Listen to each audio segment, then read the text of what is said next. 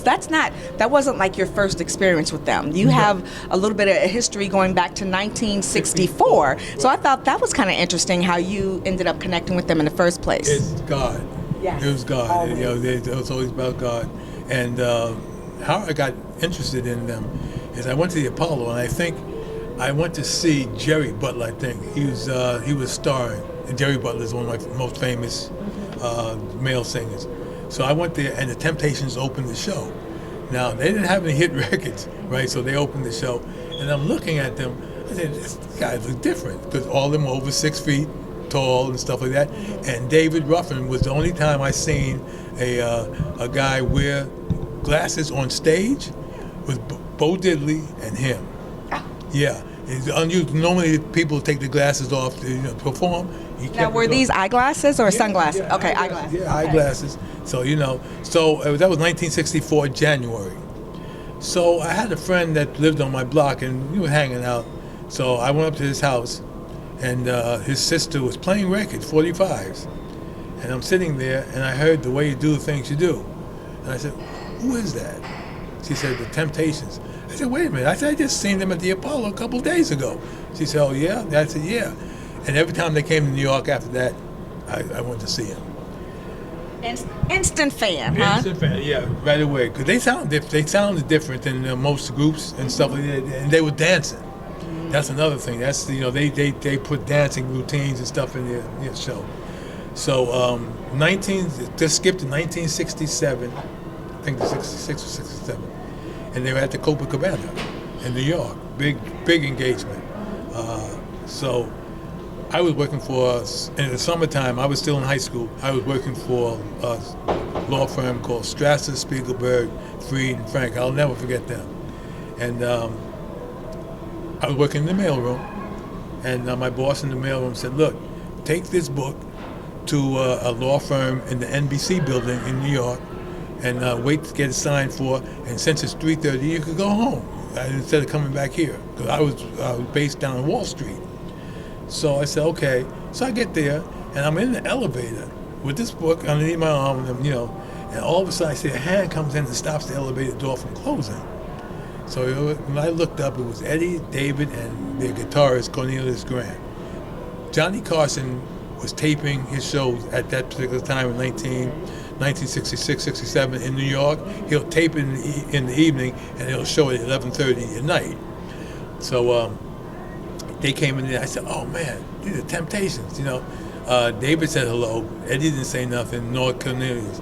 So they got off the elevator at their floor. I got off my floor, and like I say, God has a mysterious way of working. I had to sit around for 1 hour for this lawyer just to sign that he received his book. So when he finally did that, I was going back downstairs, catch the bus and go home. Eddie, David, and Cornelius again jumped on the elevator and said, "Oh, we meet again." I said, "Yeah." So we were out on 6th Avenue, and I was going to catch the bus from 53rd or 52nd Street to 59th Street, where the subway was. And they were trying to catch a taxi because their hotel was on 58th Street, right? And anybody knows New York back in them days, to get 3 black men in a taxi, you might not, it not happen, So Eddie decided, "Hey man, let's do what he's doing. Let's catch the bus." And they got on the bus with me, and we went to the hotel. And David asked me, he said, "Hey man, you want to catch us at the Cooper?" I said, "Yeah." He said, "Here, well, we're staying at that hotel right there. Call me, and I'll whatever they were doing a 10-day engagement." He said, "Whatever day you come out, make sure you get tickets." And that's how I got in. Yeah, that's how I got in. Unfortunately, in a year and a half or 2 years, David was fired. So so I saw Eddie again, and he told me, he said, "Yeah, David's no longer in the group." He said, "But you can still come around, though. We'll get you in to see the show." So, and I was 1971. I was in Morris Brown College in Atlanta, and I was living off campus with a young lady. And I came home one evening, and I'm listening to her. I was listening to the radio. I said, "This sounds like Eddie." She said, "It is. He's got a solo song out." I said, "A solo song?" I said, "Whoa, wow." So I didn't know he left the Temps. Okay, so 1970, he came down 1972, he came to the Bahamas. All right, because he knew me by then. He knew me by then, and he was interested in what I was doing. You know, so he came down to the Bahamas. He was performing in Fort Lauderdale. So he called me and said, "Look here, man, New Year's Eve, I'm coming to the Bahamas," and he's bringing his children, okay, and his road manager. So I said, "Okay, no problem." And then he called me back. His road manager called me back and said, "Well, we're not going to make it because he has to go back to Detroit." So I forgot about it, you know. And so my father calls me at my house. He said, "Hey, man, somebody named Eddie Kendricks just called here and stuff like that." I said, "Yeah." He said he's coming in tonight. I said, "What?" So, I had already made plans for New Year's Eve. Anyway, we took him out and stuff like that. And there's parades and stuff in the Bahamas called Junkanoo. Okay, we do it the day, Christmas night. They have a parade all through the street from 4 o'clock until 12 o'clock in the afternoon. And then have it again on New Year's Eve. And for money, and people make costumes and stuff. It's like a Mardi Gras. Okay. Yeah, like a Mardi Gras. So they call it they call it Junkanoo. So everything was okay, smooth and stuff like that. Then he called me out of the clear blue sky. I think it was, I like to say 1974, 75, something, I can't remember the right year. And he called me and he said, "You got to come to Birmingham." Come to Birmingham for what? I had never been to Birmingham. My sister's getting married, and I want to introduce you to my family. That was something he never did. A family connection, huh? Yes. He introduced. So I went, and I met his mother, met his father, his 3 brothers, and his sister. Did you take a gift? No. No. I didn't know what to buy him. I didn't know them. I didn't know. And his mother became my second mother. Yeah, she became, even once I started working with Eddie, I was basing myself out of Birmingham, and come there, she would wash my clothes, she'd cook, and so forth and so on. I was those old school mamas, you just can't. And I would learn. Ain't nothing like it. It was amazing. He was so attached to his mother. He's almost a mama's boy. Yeah, okay, he's almost a mama's boy. And she made most of his decisions for him in the music industry. When he decided that he wanted to leave the Temps, that's the only time that he didn't listen to her. When he decided that he was going to leave the Temps, she called him and said, "No, you can't leave. You got to stay there." He said, "No, I got to leave." So that was the one from the time. But I would sit down every morning with her when I was in Birmingham, and I could always get up to the smell of bacon and eggs, okay? And I sat out there, and she told me everything about the family. That's what she told me. His name is not Edward, it's Eddie. I said, okay. And Eddie's a second child. He has an older brother named Robert. It's Eddie. Then it's Clarence, and then it's Charles. Okay. And I found out that there was a child in between Eddie and Robert that died in infancy. So that's how I got into the business.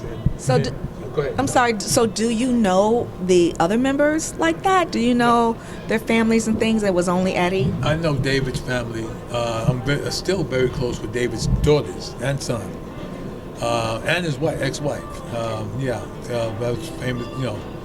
And one thing about the Temps, if they let you into their life, you got to know. Like Otis. Okay, Otis' father passed away now, but me and Otis used to go and see him in Chicago, and he was in the home, So I got to know him there and stuff like that. I didn't know Otis' mother passed away while he was in the Temps. As a matter of fact, at the Copacabana, so I didn't know her. Melvin, I knew Melvin's mother. She just passed recently. And once you became a Temptation and you got into that flow with them, then you became family. Then you know everybody's wives and so forth. So let's talk about your journey with the Temptations. Here we are in 2022, and there's been 26 members of the Temp. Maybe 27. Maybe 27. Yeah, maybe 27. And how has it been? I mean, has there been a huge change? I mean, I'm pretty confident that their shows are always top notch. Right. However, dealing with those different personalities and those different members, and has it always been a thing where they were like family and meld together, or what? It starts off that way. Okay. Yeah, it starts off that way when people come into the group and stuff, and they adhere to the rules and the regulations that we have and stuff like that. A little bit of money changes that. Yeah, and I have stopped getting close to them because you never know. You get close. Like we had a member named Bruce Williamson. He died of COVID a couple 2 years ago, and he used to come out of the Bahamas and visit me, bring his girlfriends and stuff, and so I got close to him, and then he got fired, and that kind of thing. He got fired at New Year's Eve, 2016, and I lose track of you after that. So anybody comes in after that now, it's a business. It's straight business. Whatever, let's do the show. I don't hang out. Like some of them are down in the bar, now it's downstairs. I don't hang out enough like that. I try not to get too close because you're gonna get your feelings hurt when you get too close to them, and then they have to leave. What's the shortest amount of time someone's been a temp? Ricky Owens. Ricky Owens was supposed to take Eddie Kendrick's place when Eddie left in 71, and he did 3 shows. And he came out of another group called the Vibrations. Yeah, which was a hot group too. They pulled him out of that group, and he did 3 shows, and he couldn't remember the words to the song. So Eddie's songs, like Just My Imagination, he was singing something else. So how could you not? I know the words to the songs. But it's like Eddie. When that happened, I talked to Eddie about it. Eddie said, "Look, you cannot take a guy who's been a star in his own group for 12 years. He's been singing his own songs and stuff like that, and you want to stick him in and tell him, hey man, you got to forget about what you did 12 years ago, and now you're going to do this." And it didn't work. And then we had another guy recently who, for COVID reasons, he lasted. Actually, he was in the group for a year and a half because during the COVID period we was off, and he did about 10 shows with us, and he was gone. Wow. Right? Yeah, he did 10 shows, and he was gone. So, so you don't get tight with him anymore. And he and I was cool. We'd go out to dinner and stuff like that. Next thing I know, he's gone. So. Okay, so between me and you and the people watching my show, have you guys had a member that came in and you were like, what the hell? What? This ain't gonna work. I mean, where you just like knew right off, like this guy ain't gonna, or he can't carry his weight? Not really. Okay. Otis is a good judge of talent. Okay. Yeah, he's a good judge of talent. He might not know how they're going to be 5 years from now, but he's a good judge of talent and stuff like that. That's why the Temptations have always been a top-notch group. But not really, when they first come in, like I said, they adhere to actually, when you first come in, you're under 18 months of 18 months? Right. Probationary period? Right. That's long. Yeah. So, and some people act up on that last day, they decide, well, the probationary period is over, I can do my own thing, But, as long as you adhere to no drugs, okay, be on time, okay, have some talent. Talent is like third. No, talent is third in Otis's opinion. Oh. Yeah, and he looks at the person first. See if they be able to handle this. This is a major thing here, to be out in the Temptations and get accolades every night and stuff. So that has the tendency of swelling somebody's head, and so you don't find out about that until that head gets swollen, and then But Otis is a great person when it comes to picking talent, and picking the right people. We got that's why Ron Tyson's been here almost 40 years. Terry's been here over by 30. I mean, close to 30. He's been here 30 years. And, Otis keeps everybody, guitar player, Adrian, he's been here 22 years. I've been here 21 years on this trip. I'm not even counting the first part. I'm just counting on this one. Yeah. So, we have a lot, unfortunately, we had a lot of people pass away. But you're looking for a job, this is a good job. It's a good job, yeah. I guess that makes me wish, one, I was a guy, and two, I could sing, and three, I could dance, and that's just never going to happen. No.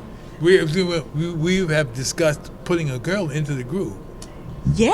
Yes. And how's that discussion going? Ladies and gentlemen, the group that brought you such hits as the way you do the things you do. I can't get next to you.